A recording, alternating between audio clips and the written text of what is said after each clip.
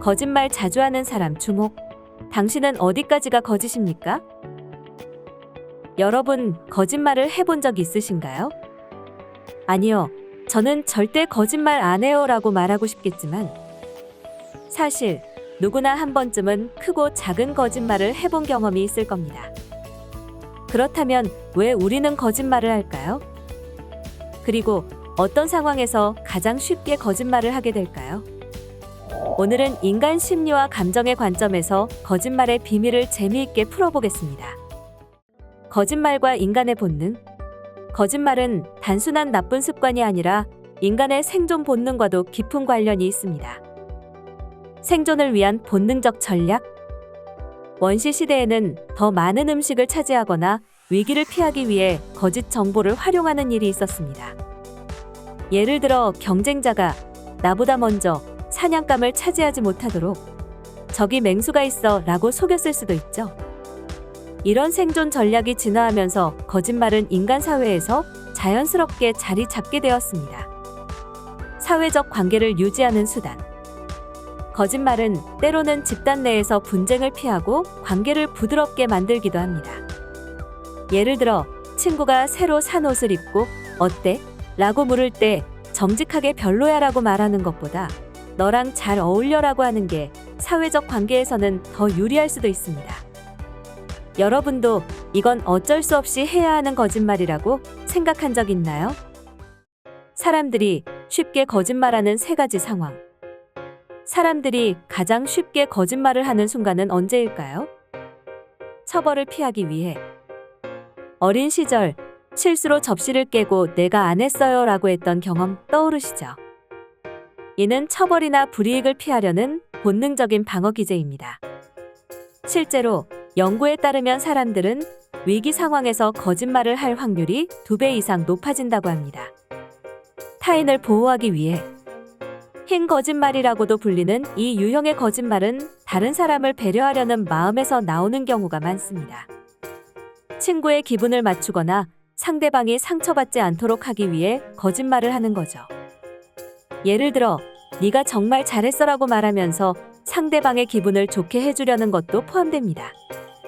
이익을 얻기 위해.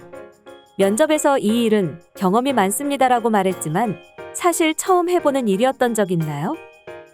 사람들은 자신을 더 좋은 위치에 놓기 위해 거짓말을 활용하기도 합니다. 이는 경쟁이 치열한 환경에서 특히 많이 나타나는 심리적 반응입니다. 여러분은 위 3가지 중 어느 상황에서 가장 거짓말을 많이 하는 것 같나요? 거짓말의 심리적 메커니즘. 그렇다면 거짓말을 할 때 우리 뇌에서는 어떤 일이 벌어질까요? 전두엽과 편도체의 역할. 거짓말을 할 때 전두엽이 활성화되며 논리적 사고와 계획을 담당합니다.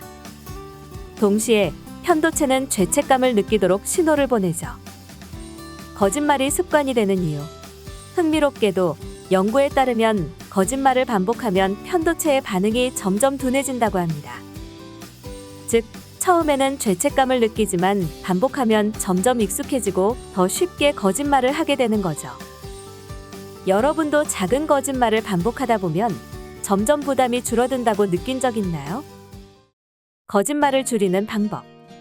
그렇다면 우리는 어떻게 거짓말을 줄이고 더 정직한 삶을 살 수 있을까요? 정직한 대화 연습하기. 솔직하게 자신의 감정과 생각을 표현하는 연습을 하면 굳이 거짓말할 필요가 줄어듭니다. 예를 들어 너무 예뻐 대신 나는 네가 밝은 색 옷을 입을 때 더 좋아 보이더라라고 말하는 식으로요. 장기적 결과를 생각하기.